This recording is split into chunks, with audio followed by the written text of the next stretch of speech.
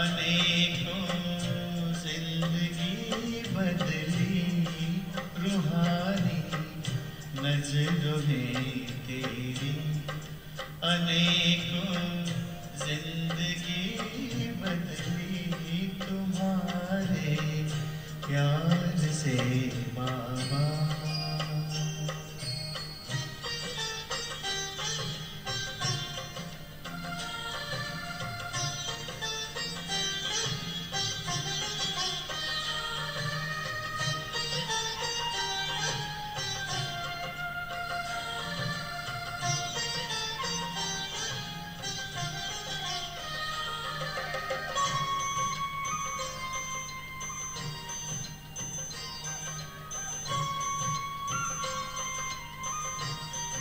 मेरे मन की धरा पर तुम गगन बन के छाए हो, उठी नजरें जिधर भी बस नजर तुम ही तो आए हो, नजर तुम ही तो आए हो, यही तो मन की चाहत थी हमारे दिल की जो सुन ली तुम्हारे प्यार से बाबा।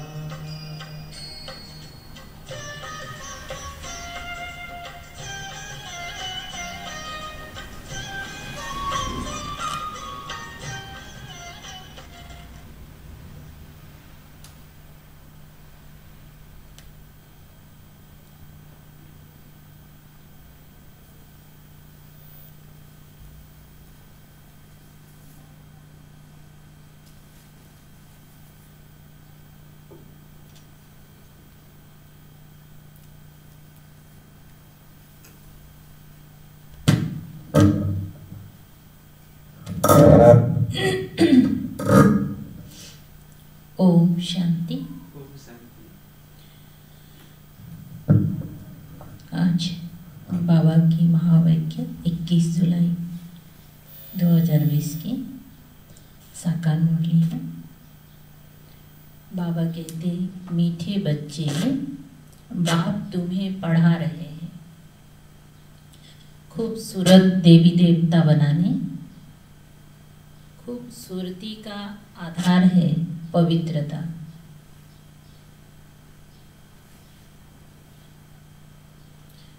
स्वयं भगवान हमें पढ़ाते हैं खूबसूरत बनाने के लिए। कैसे खूबसूरत बनेगा? इस पढ़ाई के आधार से जैसे जैसे हम पवित्र बनते जाएंगे वैसे वैसे खूबसूरती बढ़ते जाएंगे। प्रश्न पूछा बाबा ने, रूहानी क्षमा पर जो परवाने फिदा होने वाले हैं उनकी निशानी क्या होगी? जो क्षमा में बाबा है तो इस समय रूहानी क्षमा आया हुआ है, तो क्षमा पर जो फिदा होने वाले बच्चे होंगे उनकी निशानी क्या है?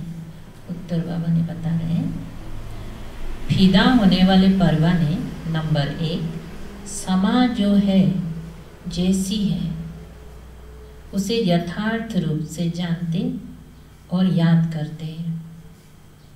बाबा जो है जैसे है ना, उसे उसी रूप से जानकर याद करते हैं। दूसरा नंबर, फिदा होना माना बाप समान बनना। नंबर तीसरा, फिदा होना माना बाप से भी ऊंच राजाई का अधिकारी बन जाना। बाबा तो राजाई नहीं करते, इसलिए बाबा से भी ऊंच राजाई का अधिकारी बन जाना, बाबा पर फिदा होना बना। गीत है, महफिल में जल उठी क्षमा। ओम शांति। मीठे मीठे रूहानी बच्चों ने ये गीत की लाइन सुनी। ये कौन समझाते हैं? कौन समझाते हैं? वो रूहानी बाप, वो समा भी है, बाप भी है और समा भी है। नाम ढेर के ढेर रखे हैं बाप की स्तुति भी बहुत करते हैं। कौन करते हैं? भक्ति मार्ग में ना, ये भी परमपिता परमात्मा की स्तुति है ना। बाप समा बनकर आए हैं परवानों के लिए। तो हम बच्चे इस समय क्या हैं? परवाने हैं। तो हम बच्चों के लिए बाबा आया है ना, समा बनकर। परवाने जब समा को देखते हैं तो उन पर फिदा हो शरीर छोड़ देते हैं। देखा है ना, कभी आग जलता है तो कितनी सारी कीड़ा आके क्या करते हैं उसमें घुस के जल मरते हैं। तब शिव बाबा आग बन के इस महफिल में जल रहा है। तो हम बच्चे क्या करते हैं? इसमें बाबा से मिलते हैं और जल मरते हैं, मतलब समा जाते हैं, फिदा हो जाते हैं ना। फिदा होना माना ही पुराने स्वभाव संस्कार से जल जाना ना, समा जाना। अनेक परवाने होते हैं जो समा पर प्राण देते हैं। तो हम लोग जैसे जीते जी मरने का बात बोलते हैं ना, तो वहाँ तो वो आग में तो कीड़ा मर ही जाता है। उसमें भी खास जब दीपमाला होती है, बत्तियाँ बहुत जलती हैं, तो छोटे छोटे जीव ढेर रात को मर जाते हैं। अब दिया का किनारे में देखेंगे, रात में जला हुआ रहता है ना, तो सवेरे देखेगा पूरा चारों तरफ में छोटा छोटा कीड़ा मरा पड़ा रहता है, क्योंकि दीपमाला में बहुत सारा दिया जलते हैं। अब तुम बच्चे जानती हो हमारा बाबा है सुप्रीम रूह। उनको हुसैन भी कहा जाता, बहुत खूबसूरत है क्योंकि वो एवर प्योर है। आत्मा प्योर बन जाती है तो उनको शरीर भी प्योर नेचुरल सुंदर मिलता है। शांति धाम में आत्माएं पवित्र रहती हैं। फिर जब यहाँ आती हैं पाठ बजाने तो सतो प्रधान से सतो रजो तमो में आती है। एक एक स्टेप करके नीचे आ जाते हैं। फिर सुंदर से श्याम अर्थात काली इम्प्योर बन जाती है। आत्मा जब पवित्र है तो गोल्डन एज कही जाती है। उनको फिर शरीर भी गोल्डन एज मिलता है। दुनिया भी पुरानी और नई होती है। वही हसीन परम पिता परमात्मा जिसको भक्ति मार्ग में बुलाते रहते हैं, हे शिव बाबा, वो निराकार परम पिता परमात्मा आया हुआ है। भक्ति में तो बहुत बुलाया ना, लेकिन इस समय वो स्वयं भगवान आया हुआ है आत्माओं को इम्प्योर से प्योर हसीन बनाने। ऐसे नहीं आजकल जो बहुत खूबसूरत है उनकी आत्मा पवित्र है। आजकल तो आर्टिफिशियल क्या क्या मेकअप करके भी सुंदर हो जाते हैं ना, तो इसका मतलब ये नहीं कि वो पवित्र है। भल शरीर खूबसूरत है फिर भी आत्मा तो पतित है ना। विलायत में कितनी खूबसूरत बनते हैं। जानती हो ये लक्ष्मी नारायण है सतयुगी खूबसूरत, और यहाँ है हेल के खूबसूरत। कलयुगी दुनिया का खूबसूरत भी है ना।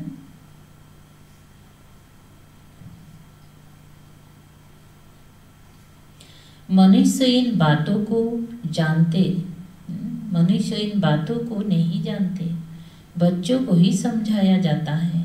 ये है नरक की खूबसूरती। हम अभी स्वर्ग के लिए नेचुरल सुंदर बन रहे हैं। 21 जन्मों के लिए ऐसे सुंदर बनेंगे। यहाँ की खूबसूरती तो एक जन्म के लिए है। यहाँ बाबा आया हुआ है सारी दुनिया के मनुष्य मात्र, तो क्या दुनिया को भी खूबसूरत बनाते हैं। मैंने सिर्फ मनुष्य को सुंदर नहीं, पूरी दुनिया को, प्रकृति को सुंदर बनाते हैं। सतयुग नई दुनिया में थे ही खूबसूरत देवी देवता है, तो वो कहाँ बन रहा है? इसी संगम युग में तैयारी हो रहा है ना। वो बनने के लिए अभी तुम पढ़ते हो। बाप को समा भी कहते हैं, परंतु है परम आत्मा। जैसे तुमको आत्मा कहते हैं वैसे उनको परम आत्मा कहते हैं। तुम बच्चे बाप की महिमा गाते हो, बाप फिर बच्चों की महिमा करते हैं। तुमको ऐसा बनाता हूँ जो मेरे से भी तुम्हारा मर्तबा ऊंच है। मैं जो हूँ जैसा हूँ, जैसे मैं पाठ बजाता हूँ ये और कोई नहीं जानते। बाबा कैसा है?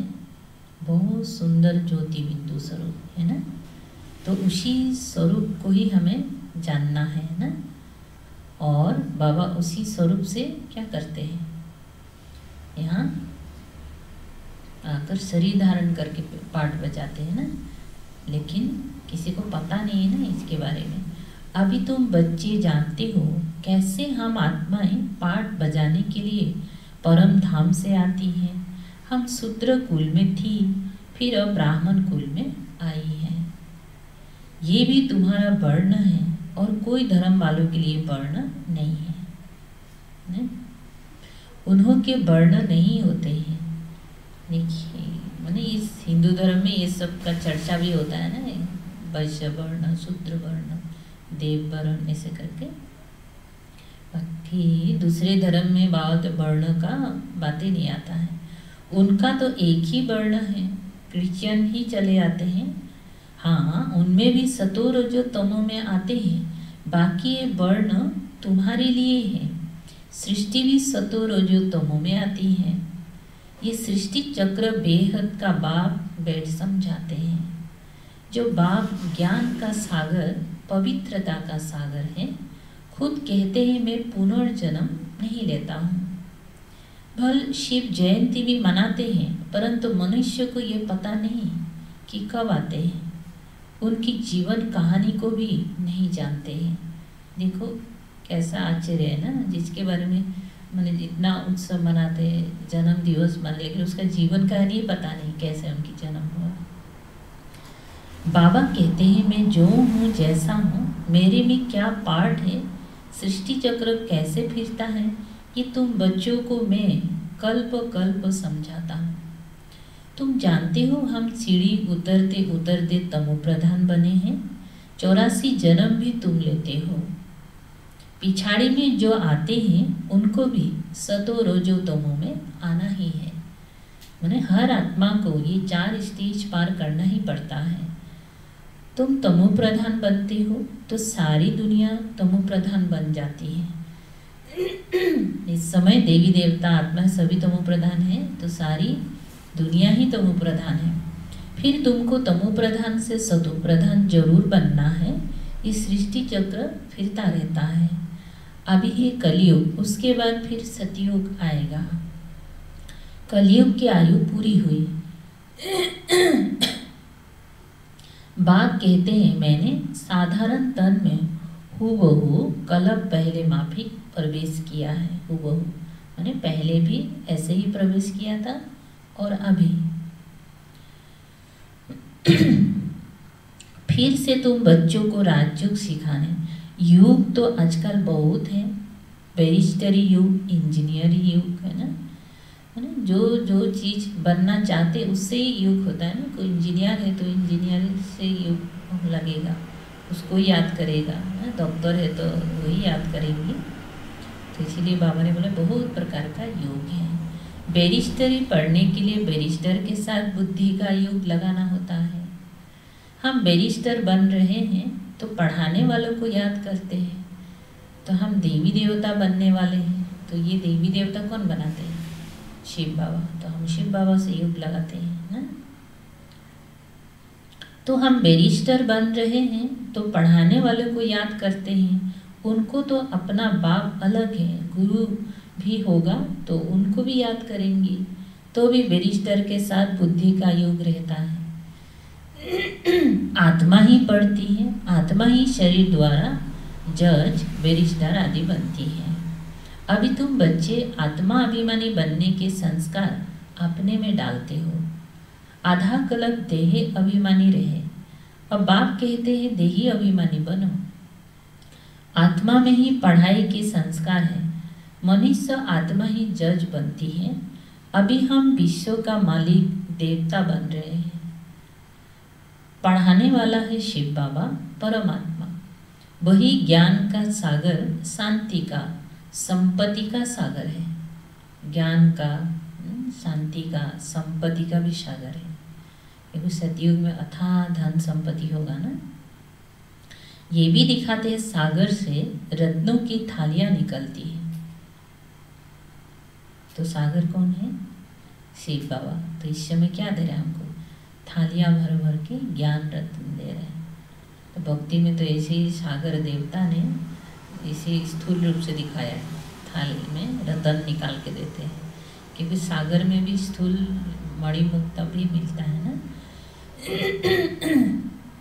ये है भक्ति मार्ग की बातें। बाप को रेफार करना पड़ता है। बाप समझाते ये है अविनाशी ज्ञान रतन।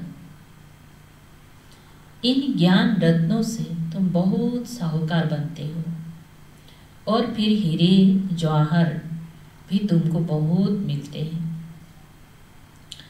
ये एक एक रतन लाखों रुपया का है, जो तुमको इतना साहूकार बनाते हैं ना। कितना साहूकार, अभी कितना गरीब है ना, उस सतयुग में तो अभी सोने हीरे का महल होगा तो कितना साहूकार होगा। तुम जानते हो भारत ही वाइसलेस वर्ल्ड था, उसमें पवित्र देवताएं रहते थे। अभी सांवरे अपवित्र बन गए हैं। आत्माओं और परमात्मा का मेला होता है। आत्मा शरीर में है तभी सुन सकती है, परमात्मा भी शरीर में आता है। आत्माओं और परमात्मा का घर कहाँ है? शांति धाम। वहाँ चूर फूर कुछ भी नहीं होती है। आत्मा चुपचाप बैठा रहेगा। और यहाँ तो शरीर में आते ही क्या होता है? संकल्प भी शुरू है, पूरा कर्मेंद्रिया भी चूर फूर करना शुरू हो जाते हैं।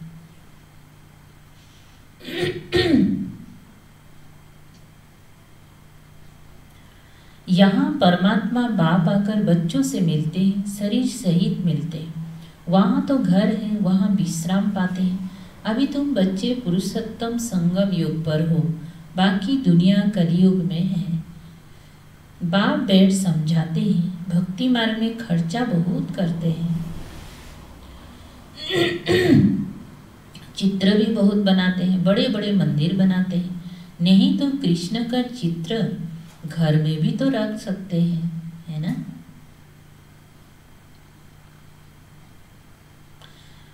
बहुत सस्ते चित्र होते हैं, फिर इतना दूर दूर मंदिरों में क्यों जाते हैं?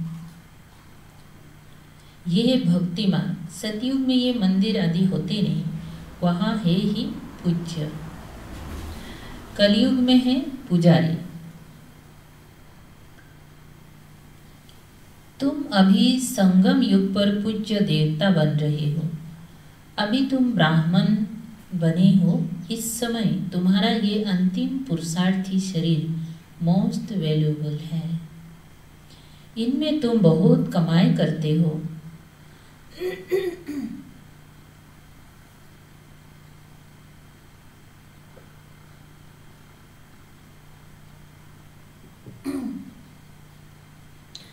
मतलब ये शरीर से हमारा कितना कमाई होता है ना। सतयुगी जो भी प्राप्ति करेंगी, कमाई करेंगी, पुरुषार्थ करेंगी, शरीर ठीक है तभी तो। इसीलिए इस समय इस शरीर का भी बहुत वैल्यू है। इनमें तुम बहुत कमाई करते हो। बेहद के बाप के साथ तुम खाते पीते हो, पुकारते भी उनको है। ऐसे नहीं कहते कृष्ण से खाओ, बाप को याद करते हैं। तुम माता पिता, हम बालक तेरे, है ना। बालक तो बाप के साथ खेलते रहते हैं ना। कृष्ण के हम सब बालक हैं ऐसे नहीं कहेंगे ना। सभी आत्माएं परम पिता परमात्मा के बच्चे हैं।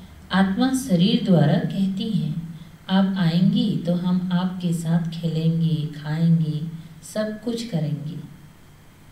तुम कहते ही हो बाप दादा, तो जैसे घर हो गया ना, बाप दादा और बच्चे। ये ब्रह्मा है बेहद का रचयिता। बाप इनमें प्रवेश कर इनको एडॉप्ट करते हैं। वो भी मुख बंसावली ठहरी, कहेंगी तुम मेरी हो। अच्छा, एक लाइन छूट गया। बाप इनमें प्रवेश कर इनको एडॉप्ट करते हैं, इनको कहते हैं तुम मेरे हो। ब्रह्मा को ये है मुख बंसावली। जैसे स्त्री को भी एडॉप्ट करते हैं ना, वो भी मुख बंसावली ठहरी ना। मुख से कहते हैं तुम मेरे हो, कहेंगी तुम मेरी हो, फिर उनसे खूब बंसावली बच्चे पैदा होते हैं। ये रस्म कहाँ से चली? संगम युग से ना। बाबा ने बाप कहते हैं मैंने इनको एडॉप्ट किया है ना, इन द्वारा तुमको एडॉप्ट करता हूँ, तो मेरे बच्चे हो। परंतु ये तो मेल है ना ब्रह्मा बाबा, तुम सभी को संभालने के लिए फिर सरस्वती को भी एडॉप्ट किया है। पुरुष है, फिर ये संभालना देखभाल करना ना, ये सब के लिए बाबा ने मम्मा को भी एडॉप्ट किया। उनको माता का टाइटल मिला। सरस्वती नदी, ये भी नदी है ना, ये नदी माता हुई ना, बाप सागर है, ये भी सागर से निकली हुई है। ब्रह्मपुत्र नदी और सागर का बहुत बड़ा मेला लगता है। ऐसा मेला और कहाँ लगता नहीं है, वो है नदियों का मेला। ये है आत्माओं और परमात्मा का मेला ना। दुनिया में स्थूल नदियों का दिखाया, और भावती ये तो एक्चुअली इस समय शिव बाबा ज्ञान सागर और ब्रह्मा जो ब्रह्मपुत्र नदी है, इन दोनों का मेल ना। वो भी जब शरीर में आते हैं तब मेला लगता है ना। शिव बाबा भी जब शरीर में आते हैं तभी मेला लगता है। बाबा कहते हैं मैं हुसैन हूँ, मैं इनमें कल्प कल्प प्रवेश करता हूँ। शिव बाबा हुसैन है, और हुसैन का घोड़ा कौन हो गया? ब्रह्मा बाबा। तो बाबा कल्प कल्प उसमें आते हैं। ये ड्रामा में नोन है, तुम्हारी बुद्धि में सारी सृष्टि का चक्र है। इनकी आयु 5000 वर्ष है। इस बेहद की फिल्म से फिर हद की फिल्म बनाते हैं। जो पास्ट हो गया सो प्रेजेंट होता है, प्रेजेंट फिर फ्यूचर बनता है, जिसको फिर पास्ट कहा जाएगा। पास्ट होने में कितना समय लग गया है ना। नई दुनिया में आए कितना समय पास्ट हुआ, कितना समय पास्ट हुआ? 5000 वर्ष ना। तो ये मतलब प्रेजेंट पास्ट होने में कितना समय लग जाता है। तुम अभी हरि सुदर्शन चक्रधारी हो। तुम समझाते हो हम पहले ब्राह्मण थे फिर देवता बने। तुम बच्चों को अभी बाप द्वारा शांति धाम सुख धाम का वर्षा मिलता है। बाप आकर के 3 धर्म इकट्ठा स्थापना करते हैं, बाकी सब का विनाश करा देते हैं। 3 धर्म कौन कौन सा? ब्राह्मण, देवता और क्षत्रिय, बाकी सब का विनाश है ना।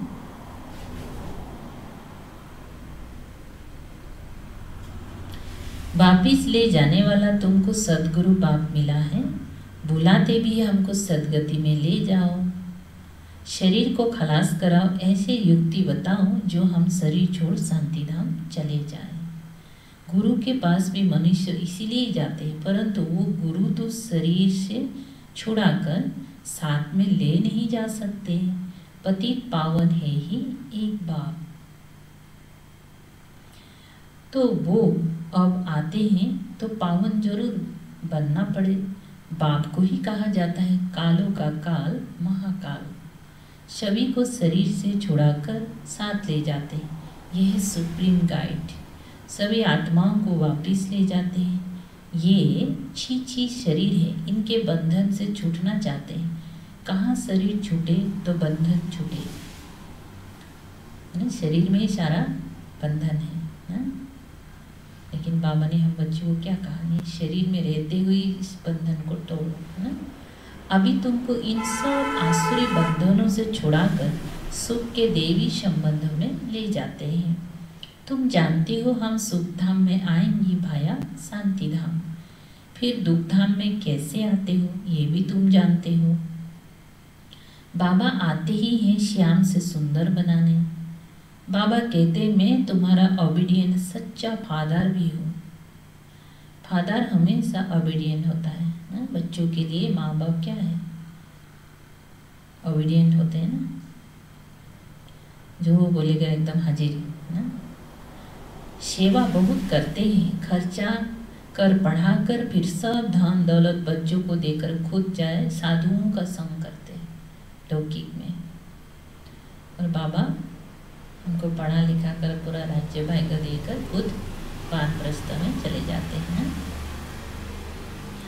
अपने से भी बच्चों को ऊंच बनाते हैं। ये बाप भी कहते मैं तुमको डबल मालिक बनाता हूँ, तुम विश्व का मालिक, विश्व का भी मालिक हो तो ब्रह्मांड का भी मालिक बनते हो। तुम्हारी पूजा भी डबल होती है, आत्माओं की भी पूजा होती है, देवता वर्ण में भी पूजा होती है ना।